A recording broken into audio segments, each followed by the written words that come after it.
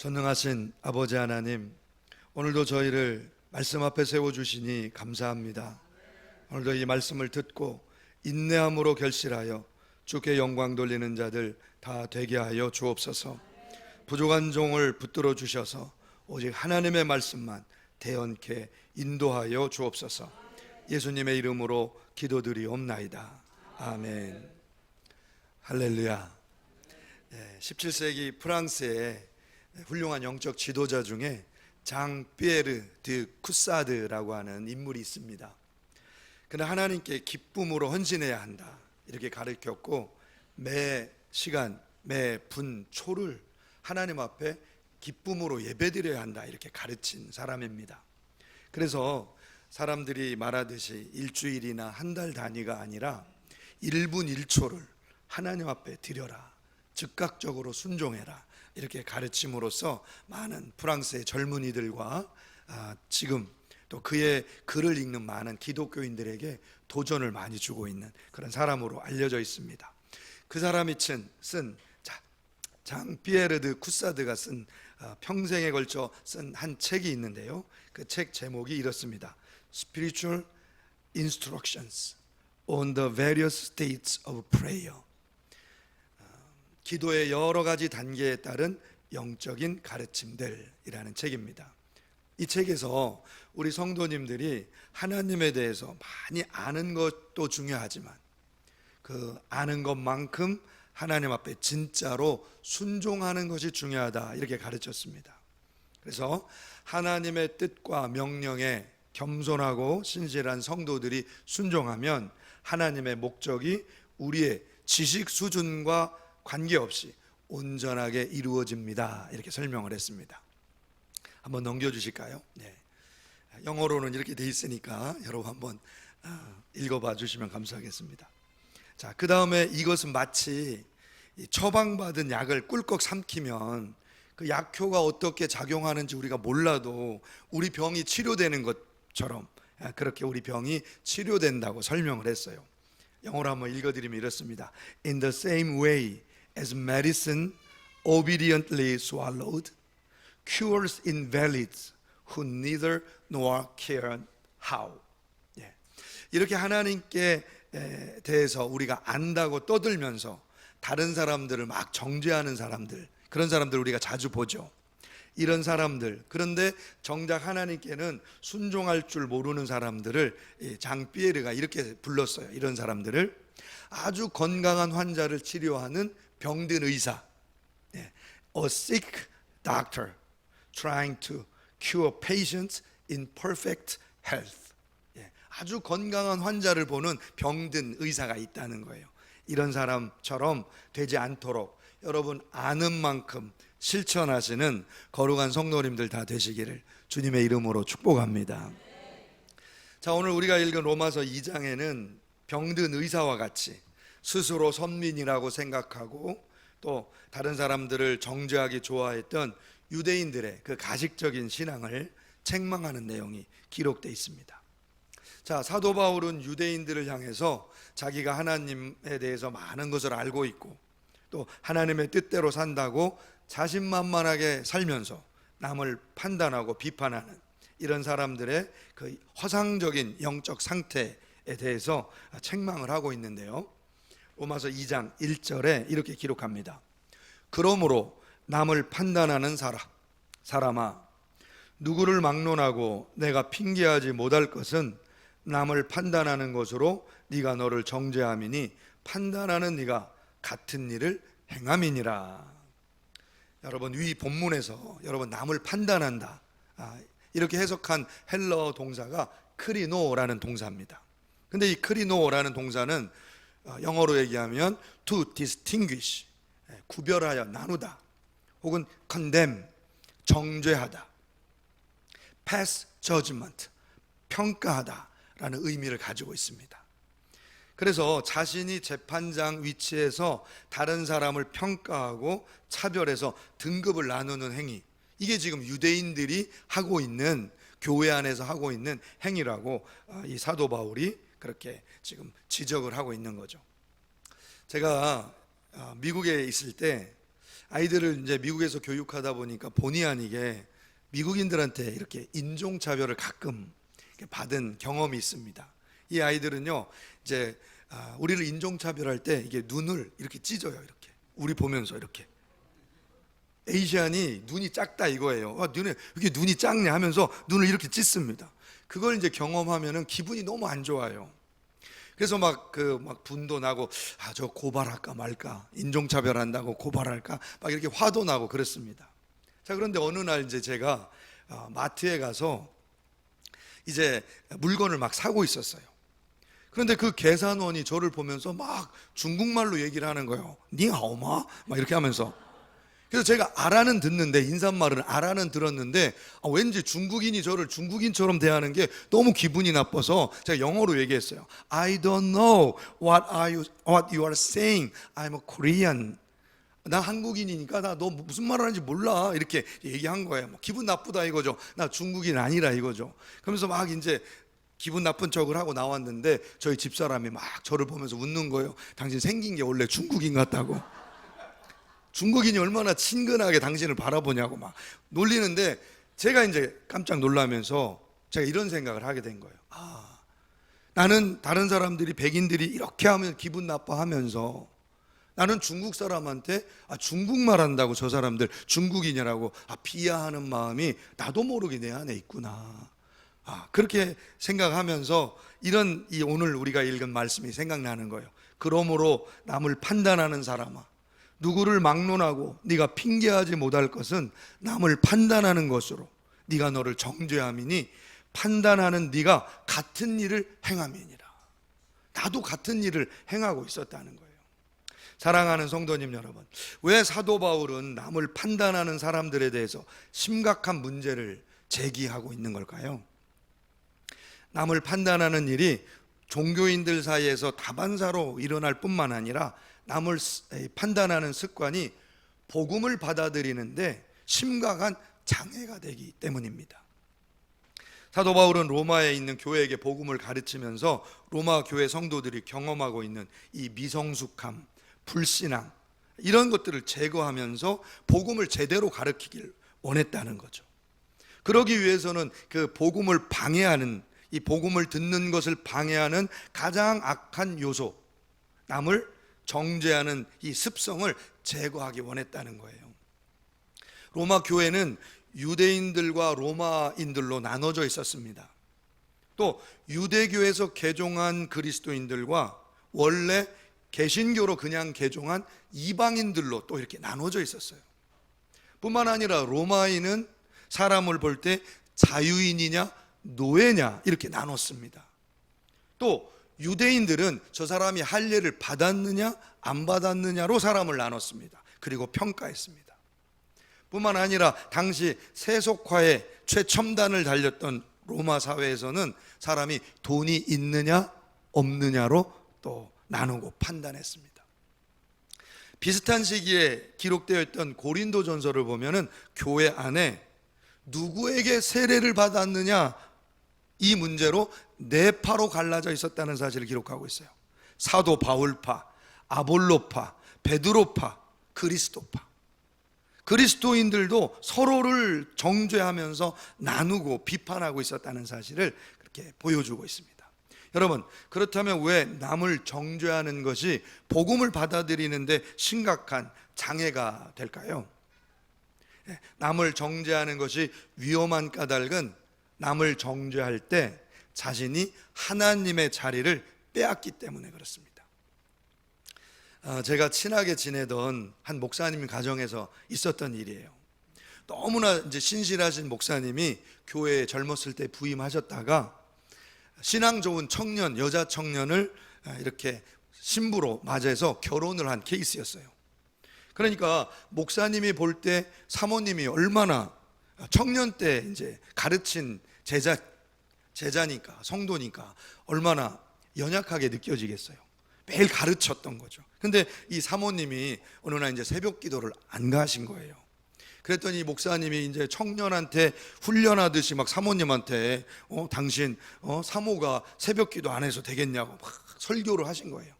그랬더니 이 사모님이 참다 못해서 손가락을 목사님을 향해서 탁 삿대질을 하면서 당신이 하나님이에요? 내 신앙 내가 지키니까 정죄하지 마세요 하면서 막 버럭 질렀다는 거예요. 그 소리를 듣고 우리 집사람이 막 뒤로 자빠지어 넘어질 듯이 좋아하면서 저를 향하여 막 당신이 하나님이냐고, 내가 새벽기도 안 갈 때 깨우지 말라고 막 그러는 걸 보면서 저 목사님 케이스가 참 안 좋은 케이스구나, 자 이런 생각을 했습니다. 사랑하는 성도님 여러분, 우리가 하나님 자리를 빼앗고 남을 판단할 때 우리는 우리가 죄인이라는 사실을 망각하게 됩니다. 남을 판단할 때 우리는요, 우리도 모르게 쾌감을 느껴요. 내가 지은 죄는 순간 사라지고 내가 하나님 자리에 앉게 되니까 죄에 대해서 자유함을 느끼는 겁니다. 저 사람을 정죄할 때 나는 죄인이 아니라고 순간 잊어버리는 거예요. 그리고 쾌감을 느껴요, 죄에 대해서. 그래서 여러분, 종교인들은 죄를 딱 보면은 나도 회개해야지, 나도 죄인이지 이렇게 생각하기보다 저 사람 죄인이네 이렇게 정죄하기를 좋아한다는 거예요. 왜? 죄를 정죄하면 쾌감이 생기니까. 그래서 사도 바울은 3절 말씀에 이 정죄하는 인간의 습성이 곧 자기를 파멸시키게 된다는 것을 지적하고 있습니다. 3절 말씀에 이렇게 기록하고 있어요. 이런 일을 행하는 자를 판단하고도 같은 일을 행하는 사람아, 네가 하나님의 심판을 피할 줄로 생각하느냐? 하나님의 심판을 피할 줄로 생각하느냐? 이 본문에서 피하다라고 번역된 이 헬라어 단어는 에크페우고라는 단어입니다. 에크페우고. 근데 이 헬라어 동사의 뜻은 escape, 탈출하다는 뜻이에요. 탈출하다. 이 단어가 신약 성경에 총 8번이 기록이 되어 있는데 대표적으로 사용된 곳이 사도행전 16장 27절입니다. 사도 바울과 실라가 빌립보에서 막 복음 전하다가 억울하게 옥살이를 하게 됩니다. 복음 전하고 귀신을 쫓아냈다고 감옥에 가둔 거예요. 매를 맞고 감옥에 있을 때 막 찬송하고 기도하는데 옥문이 열렸습니다. 그리고 죄수들의 착고가 다 풀어진 거예요. 그러니까 간수가 이 사실을 보고 죄인들이 탈옥한 것으로 여기고 에크페우고 죄인들이 탈옥한 것으로 생각하고 자결하려고 했다. 그런데 사도 바울이 말렸다. 이렇게 기록하고 있는 이 본문에 에크페우고라고 하는 탈옥이라고 하는 단어가 사용됐다는 거예요. 탈옥하다, 탈출하다. 그래서 여러분, 이 단어는 종교인들이 자주 다른 사람들을 정죄하는 이유가 죄에서 탈출하고 싶어서 정죄한다는 거예요. 자기 죄에서 탈출하고 싶어서 다른 사람을 정죄하면서 자기는 순간 죄를 잊어버린다는 거예요. 사랑하는 성도님 여러분, 다른 사람을 정죄하는 것은 내 죄의 문제를 해결받지 못했다는 뜻이라는 사실을 사도 바울이 지금 지적하고 있습니다. 죄 해결은 용서함 받는 길밖에 없지, 다른 사람 정죄한다고 죄가 해결되는 것이 아니다. 예수님의 죄 용서함의 은혜를 받아라. 오늘 이렇게 우리를 권면하는 줄로 믿습니다. 할렐루야. 자, 4절 말씀에서 사도 바울은 종교인들이 정죄할 때 일어나는 무서운 현상을 하나 더 설명하고 있습니다.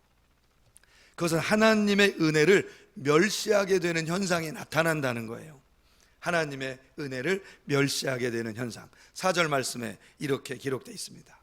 혹 네가 하나님의 인자하심이 너를 인도하여 회개하게 하심을 알지 못하여 그의 인자하심과 용납하심과 길이 참으심이 풍성함을 멸시하느냐? 여러분, 이 본문에서 멸시하다라는 뜻으로 해석된 헬라어 단어 이 카타프로네오는 복합어입니다. 복합어. 그러니까 두 가지 뜻이 합쳐져서 만들어진 거예요. 카타라는 접두어는 뭐뭐 밑에, 뭐뭐 아래라는 전치사 개념입니다. 그리고 뒤에 붙어 있는 프로네오라는 것은 마음을 연습하다, 마음을 즐기다 이런 뜻이에요. 그러니까 멸시하다라는 뜻 카타프로네오는 뜻을 풀어서 해석을 하면 이렇다는 거예요. 무엇을 아래로 보는 것을 즐기다, 무엇을 누구누구를 밑으로 보는 마음을 연습하다, 이런 뜻이라는 거예요. 그러니까 여러분, 하나님의 그 풍성하신 은혜를 멸시한다라고 하는 이 본문을 이렇게 원어적인 뜻으로 해석을 하면 무서운 해석이 나와요. 이렇게 돼요. 종교인들이 남을 계속 정죄를 할 때 그 마음은 하나님을 자기 밑으로 보게 되고 하나님을 자기 아래로 놓고 즐기는 마음이 생긴다는 거예요. 정죄하는 현상이 얼마나 무섭냐면 자기도 모르게 하나님을 자기 밑으로 내려놓고 그걸 즐기는 마음이 생긴다는 거예요. 여러분, 이게 얼마나 가증한 행동입니까? 우리는 아니, 어떻게 우리가 하나님을 밑으로 내려놓고 멸시하고 또 그걸 즐길 수가 있습니까? 이렇게 생각하는데요, 범죄한 인간은 마음속으로 하나님을 이렇게 정죄하고 밑으로 이렇게 내려놓고 즐기는 마음이 생긴다는 사실을 창세기 3장 12절 말씀에서 기록을 하고 있습니다. 여러분, 아담이 범죄했을 때 하나님이 아담을 책망하잖아요. 그때 아담이 막 항변합니다. 이렇게 항변해요. 아담이 이르되 하나님이 주셔서 나와 함께 있게 하신 여자 그가 나무 열매를 내게 주므로 내가 먹었나이다. 하나님, 내 잘못이 아니라 하나님이 내게 준 이 여자가 나를 범죄하게 한 겁니다. 왜 나를 혼냅니까? 당신이 잘못입니다. 당신이 죄를 짓게 한 겁니다. 그렇게 하나님을 멸시하는 태도를 보인 것이 바로 범죄한 아담이었다는 거예요. 하나님, 당신 때문에 내가 죄를 지은 겁니다. 왜 내게 하와를 만들어 보냈습니까? 왜 내게 나무 열매를 가져다가 준 하와를 내게 데려다 줬습니까? 이렇게 항변을 한 거죠. 여러분, 말이 됩니까? 여러분, 하나님이 하와를 만드실 때 어떤 마음으로 만드셨어요? 혼자 독처하는 것이 보기에 좋지 않아서 불쌍히 여기는 마음으로 돕는 배필을 주셨는데 그게 자기를 죄지게 만들었다고 하나님을 지금 항변하는 거예요. 여러분, 우리가 다른 사람을 정죄하다가 아담과 하와가 범죄하고 서로 선악을 알게 하는 나무를 나눠 먹고 서로 정죄하다가 이제는 누구까지 정죄하느냐? 하나님까지 정죄하더라는 거예요. 하나님이 주신 모든 은혜와 자비를 가치 없는 것으로 멸시해버리는 죄악된 인간의 본성을 깨달으시고 하나님의 은혜를 고백할 수 있는 저와 여러분들 되시기를 주님의 이름으로 축복합니다. 자, 그런데 이렇게 다른 사람을 정죄하는 일이 어디서 제일 많이 일어나는지 아세요? 하나님까지 정죄하고 막 사람을 정죄하는 일이 어디에서 제일 많이 일어나느냐? 가정과 교회에서 제일 많이 일어나요. 가정과 교회에서. 여러분, 왜 가정과 교회에서 상대방을 그렇게 자주 정죄하고 심판하고 분열하게 하고 상처를 주고받게 되느냐? 같이 붙어 살아서 그래요. 같이 붙어서 살아서. 여러분, 함께 붙어서 살고 밥 먹고 잠자고 생활하면은 그렇게 정죄할 일이 많이 생깁니다. 정죄할 일이. 매일 보고 매일 말을 주고받고 눈빛을 주고받으니까 정죄할 일이 그렇게 많이 생기는 거예요. 우리 성도님들이요, 심각하게 저를 찾아와가지고 이렇게 상담하는 분들이 뭐 가지고 많이 상담하는지 아세요? 이거 가지고 상담해요. 목사님, 저 사람이 저를 기분 나쁘게 쳐다봐요. 목사님, 저 사람이 눈을 세모나게 떠요. 저 사람이 기분 나쁘게 내 인사를 안 받아요. 심각하다는 겁니다. 그게 심각하다는 거예요.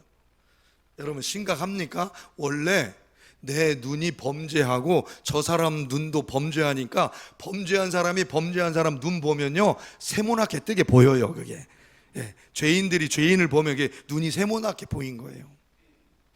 여러분, 정죄의 이유가 내 눈에 있고 내 입에 있고 내 몸에 있고 내 자아가 타락했기 때문에 좋은 게 좋은 거로 안 보이는데 서로 타락했으니까 이거는 더 심각한 문제가 생기는 거예요. 여러분, 제가 보스턴에서 막 개척하고 사역을 시작할 때 기숙사에서 이제 교회까지 한 50분을 이제 왕복으로 50분씩 왔다 갔다 한 겁니다. 교회가 좀 이제 시내에 있어가지고. 그래서 매일 이제 새벽 기도를 드릴 때 50분 가고 새벽 기도 끝나고 막 다시 오면 50분을 와야 됐어요. 근데 그 왕복 50분의 시간, 약 한 2시간의 시간이 자아 비판의 시간이었어요. 우리 집사람이 저를 운전대에다가 딱 앉아놓고 옆에 조수석에 앉아서 당신 설교가 왜 이렇게 은혜가 안 되냐, 목회를 왜 그런 식으로 하냐, 그 성도를 이렇게 대해야지 왜 이렇게 대했냐, 오고 가는 동안 많은 비판을 받은 거예요, 제가. 그래서 오늘날 저를 이렇게, 주님도 저를 만드셨지만 우리 사모가 저를 많이 만들었습니다. 아멘 하시네요. 그래서 저는 이제 그때 제가 좀 섭섭해가지고 하나님 앞에 기도를 했어요. 하나님, 아니 우리 사모가 다 좋은데 왜 이렇게 말이 많고 저를 이렇게 비판을 하는지 제가 너무 힘듭니다. 하나님, 왜 사모를, 저런 사모를 주셨습니까? 이런 이제 기도를 좀 했어요. 사실요, 솔직하게 했는데, 그때요 진짜 하나님이 제 마음에 음성으로 감동을 주셨는데, 이런 감동 주시더라고요. 생각지도 못한 감동 주시는 거예요. 사모는 그럴 자격이 있느니라. 아니 생각지도 못해요. 엄청 서운하더라고요, 하나님 앞에. 전 하나님이 제 편 들어주시고 이런 응답 주실 줄 알았어요. 참아라, 참으면 성화되느니라, 뭐 이런 음성 줄 줄 알았는데, 하나님이 저한테 무슨 음성 주시냐면, 사모는 그럴 자격이 있느니라. 사모는 그럴 자격이 있느니라. 제가 뭘 깨달았냐면요, 죄악된 인간이 현상을 바라볼 때 하나님의 눈으로 보는 법을 모르고 죄악된 자기 기준으로 보는 법에 너무 익숙하다라는 거예요. 그래서 하나님은 항상 우리에게 누구를 주시느냐, 하나님의 관점을 볼 수 있는 껄끄러운 대상을 주신다는 거예요. 껄끄러운 대상. 껄끄러운 대상이 나로 하여금 누구를 보게 하느냐, 하나님의 시선을 보게 한다는 거예요. 오늘 사랑하는 성도님 여러분, 이 세상에서요 제일 어려운 일 중에 어려운 일이 뭔지 아세요? 사람하고 같이 사는 겁니다. 사람하고 같이 사는 거. 여러분, 그 사람 체온이 몇 도인지 아시죠? 36.5도입니다. 근데 여러분, 매일 뉴스에서 지금 우리나라 온도가 36도, 37도라고 폭염주의보가 내렸다고 그렇게 지금 막 광고를 해요. 온열 현상으로 사람들이 지금 목숨을 잃을 수도 있으니까 조심하라고. 36도라고 바깥에. 근데 여러분, 우리 사람 온도가 36.5도예요. 폭염주의보. 내 옆에 오면 폭염주의보. 그래서 우리 집사람이 늘 저한테 늘 그래요. 여보, 저리 가, 저리 가. 더워. 저 방 가서 혼자 좀 자면 안 돼요? 저리 가세요, 저리 가세요. 여러분, 사람하고 같이 산다는 것만큼 고통스러운 게 없어요. 그래서 우리 주변에 사람이 있기 때문에 우리는 뭐 하기 쉽냐면 정죄하기 쉬운 거예요. 왜? 저 사람이 너무 힘든 거예요. 가정과 교회에서 정죄하는 일이 이래서 많이 생기는 거예요. 사랑하는 성도님 여러분, 그럼 우리가 어떻게 이 정죄에서 자유함을 얻을 수 있느냐? 예수님께서 가르쳐 주신 대로 하시면 됩니다. 예수님께서 우리 인간을 용납하지 않으시고 심판하신 것이 아니라, 예수님은 우리 인간들 사이에 인간으로 오셨습니다. 그렇게 혐오스럽고 더럽고 추악하고 함께하기 어려운 인간의 모습을 예수님이 입으시고 오셔서 우리에게 이렇게 요구하신 거예요. 내가 너를 내 몸처럼 사랑했듯이 다른 사람을 나라고 생각해 줄 수 없겠니? 네가 만나는 가장 작은 자를 나라고 생각하고 대접해 줄 수 없겠니? 마태복음 26장 40절에 이렇게 기록하고 있어요. 너희가 여기 내 형제 중에 지극히 작은 자 하나에게 한 것이 곧 내게 한 것이니라. 여러분, 인간이 다른 사람을 정죄하면 모든 사람을 밀어내고 하나님까지 내 발 아래로 밀어내야 하는 무서운 괴물로 변한다는 사실을 기억하셔야 돼요. 그런데 이 연약한 인간을 예수님으로 보기 시작하면 이 인간처럼 귀한 존재가 없다는 거예요. 할렐루야. 여러분, 나를 회개하게 하는 존재, 나를 천국으로 이끄는 존재가 누구냐?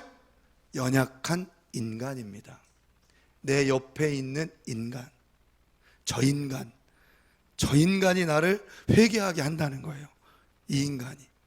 오늘 여러분, 사도 바울이 가식적인 종교인의 모습을 보고 교회에서 복음을 받아들이지 않는 사람에게 경고하는 동시에, 복음을 듣고 변화되길 소망하는 성도들에게 하나님의 마음을 가질 것을 가르치고 있습니다. 그 말씀이 11절의 말씀이에요. 이는 하나님께서 외모로 사람을 취하지 아니하심이라. 여러분, 원어를 그대로 직역하면 이 번역이 이렇게 됩니다. 하나님 옆에는 사람을 편파적으로 판단하는 것이 올 수 없습니다. 하나님 옆에는 사람을 편파적으로 판단하는 것이 옆에 있을 수 없습니다. 자, 즉 이게 무슨 뜻이냐면은, 여러분, 사람을 정죄하는 사람들은 하나님 옆에 갈 수 없다는 얘기입니다. 무슨 말이에요? 구원받지 못한다는 얘기예요. 우리가 복음을 받아들이기 위해서는 정죄함을 그쳐야 된다는 겁니다.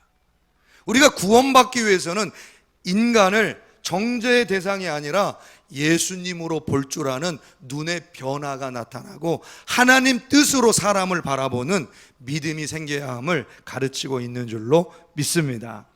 오늘 이와 관련해서 장 피에르의 권면을 하나 읽어드리고 설교를 마치도록 하겠습니다. 하나님의 뜻대로 행하지 않으면 빵도 독이 될 수 있다.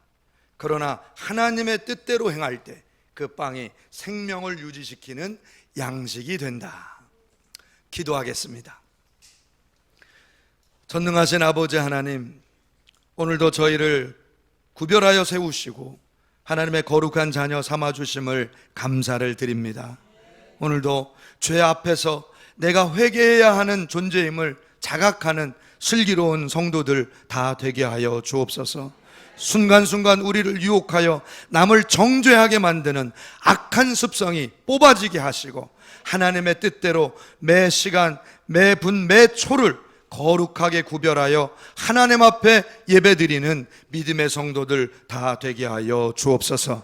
예수님의 이름으로 축복하오며 기도하옵나이다. 아멘.